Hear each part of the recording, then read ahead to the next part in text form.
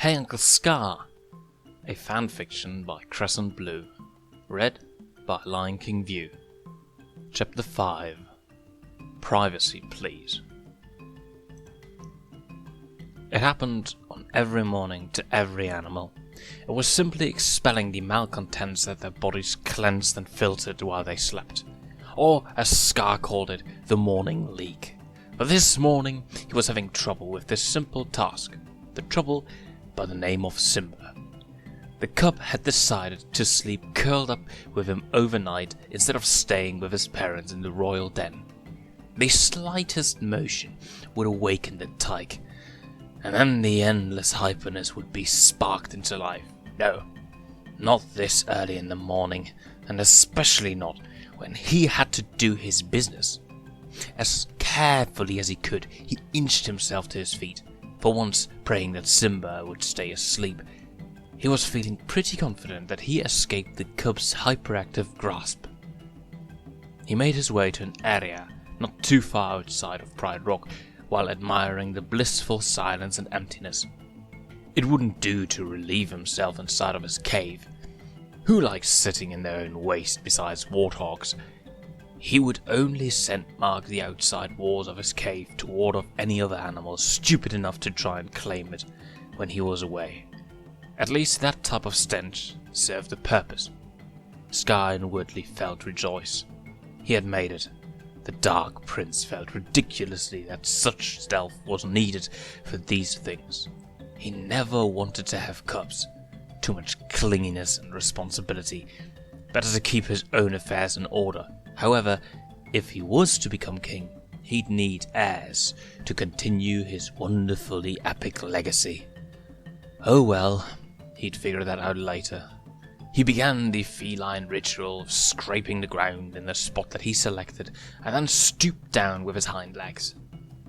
"Uncle Scar, you were supposed to wake me up." Simba was heard nearby, pouting. Wake him up for what, he didn't exactly know, but darn it all to the pits. Couldn't Simba see that he was busier with far more important things at the moment? He felt his lip curling, fur bristling, and his ears flattening. He looked in the general direction of the voice to scold the boy, and didn't see anyone. That brat is haunting my very thoughts.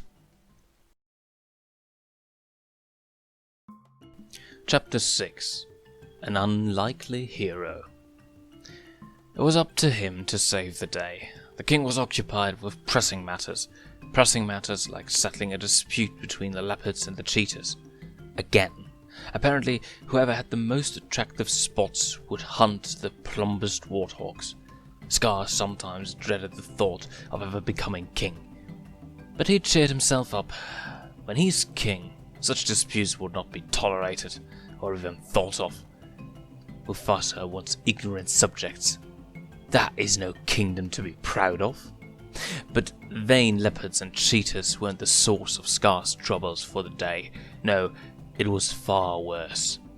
Simba and Nala had got themselves stuck on a rock in the middle of a stream. The ebony maned lion just happened to be passing by while marking territory when he heard their calls for help. The stream wasn't too particularly deep. It was deep enough to wade through on foot for an adult lion, but cubs with their shorter legs had to swim across it. If he knew his nephew, Simba likely challenged Nala to a swim contest or race of some type and got himself into a bit of a mess. It made him chuckle at the similar situations he and Mufasa got into when they were at that age. But what to do? It would be easy to just leave them there, the future king eliminated along with his betrothed. But there was a snag in that plan. His keen sense of smell picked up Sarabi's scent nearby. It was more than likely that she caught his scent as well. If anything happened to the cubs, and he was close enough to help, her wrath would be relentless. First rule of the wild, never piss off a mother animal, especially a lioness. A more vain snag was that Scar hated water, excluding for drinking purposes. Yes, lions can swim when needed, but the large feline preferred to stay well enough away from that liquid. Why couldn't these cubs follow that notion? Scar sighed and crept towards the edge of the stream. It was rather cold to the touch, but he stepped in and quickly found his footing. He waded through the stream towards the cubs. Yes, I knew that someone would help us, Simba, Nala cheered. Duh, and I wasn't the one crying either, Simba grumbled, embarrassed. He was the one who was shedding tears like a waterfall. All right, you two, stay still for a moment, Scar ordered while planning on how to maneuver the cubs to dry land. He carefully gripped Nala into his jaws and gestured for Simba to climb onto his back. Simba got a piggyback ride after all. The disgruntled uncle promised the young prince a piggyback ride days ago and hadn't fulfilled his promise until now. Awesome! I knew you'd keep your promise, Simba cheered. Scar rolled his eyes. Simba nearly drowns and a piggyback ride is what his immediate concerns are about? For shame. Scar only grumbled a reply due to Nala in his mouth. The extra weight slowed him down a little while crossing back to shore, but it was easy going. Once they were upon dry land, Simba refused to jump off his back.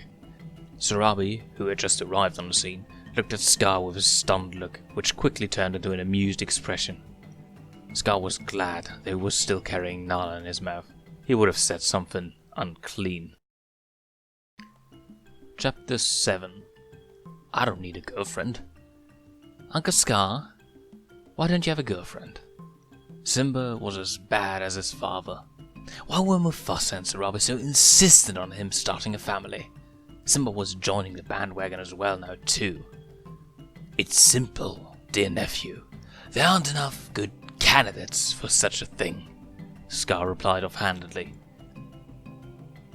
Well, there was his cupboard crush and ex-lover Seraphina, and the outcast Zira, but that lioness in particular disturbed him somewhat.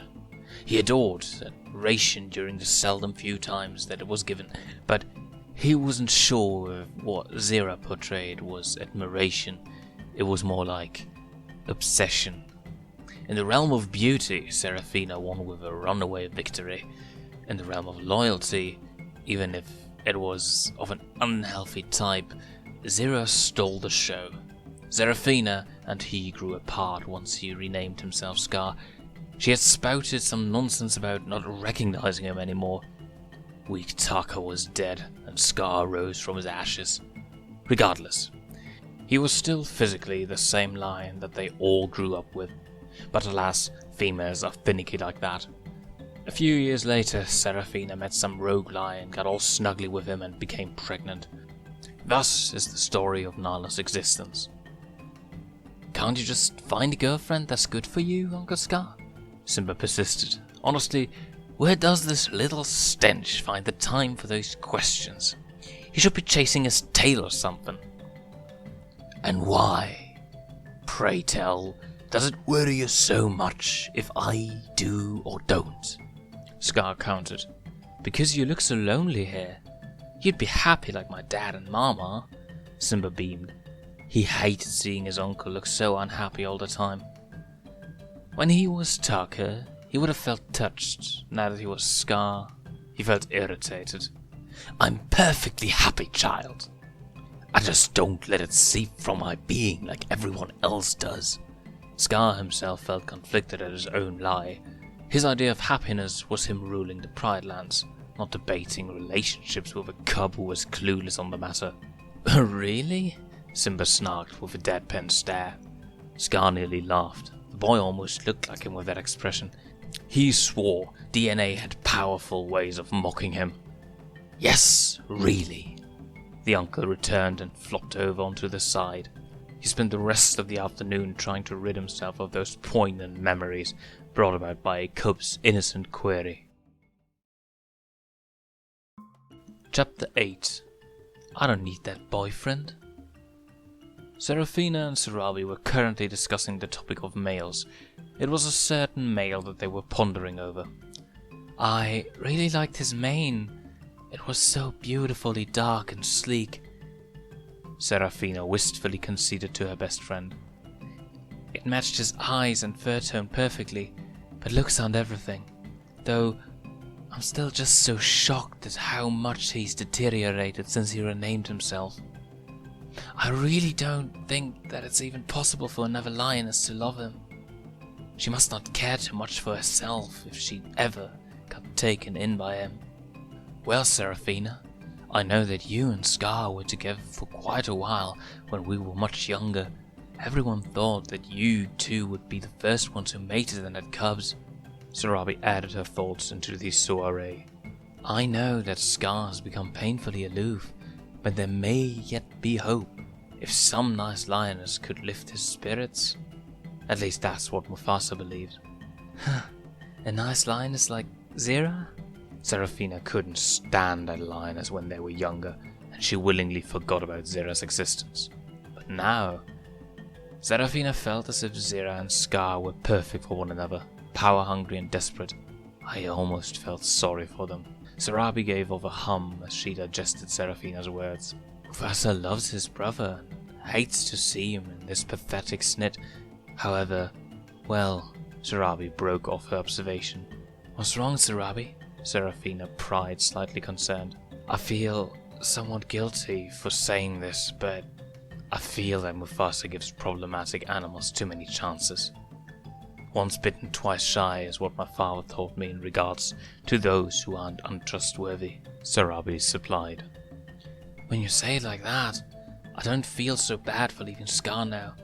I didn't like where his heart was going. I couldn't raise cubs with him in that state. Sarabi confessed, a bit relieved. But at least Mufasa has his heart in the right place, though. That's your saving grace. Sarabi smiled, and the two lionesses turned their conversations to their experiences of being parents. Unbeknownst to them, the Dark Lion had overheard their conversation from underneath the large rock platform of Pride Rock. He needed them as much as he needed ticks.